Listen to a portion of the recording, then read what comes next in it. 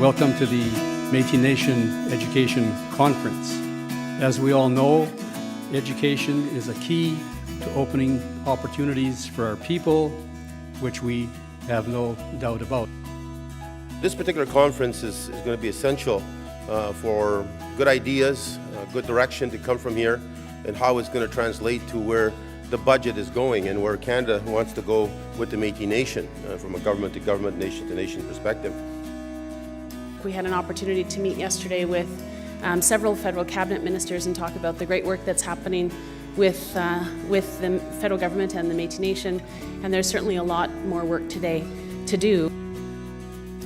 What better place in education to be able to reconcile what has been taken away from us?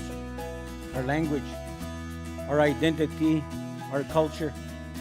The government in the past has given us resources to develop strategies and policies. The problem has been is once we finish developing those, they're not interested in talking to us because it could cost money. In developing a strategy, I think you should make sure that it reflects that holistic understanding of lifelong learning.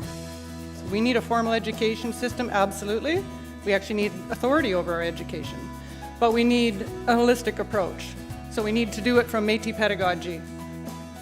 I want to tell you that it gives me great pleasure to be among friends and family and talking about the future of Métis education in the Métis homeland. This new curriculum is nourishing the learning spirit of every child, all students, while promoting Métis culture, language, and history. Since the inception of the Métis Scholar Awards in 2008, a total of $3.5 million in Métis Scholar Awards have been dispersed to 923 students at partnered post-secondary institutes. EDI scores are early developmental indicators, and the EDI scores for the Métis in Manitoba show that we are below the Manitoba standard, which doesn't mean that our kids aren't as smart as other kids. It means that there aren't enough programs offered to our kids. As soon as the dollars start flowing, we're ready to start flowing with the programs and services for our Métis citizens and our on the local level right throughout the province. You know, we are talking about, at this meeting and at the Child and Family Services meeting, it's about systems that really have been imposed on us. It's not about systems that we have created. And so it isn't any surprise that those systems really haven't worked well.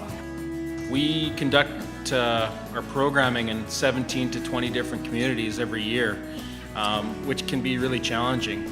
And what's made it even more difficult for us over history is that we've, up until last year, never received any capital funding of any kind from any province or any federal sources.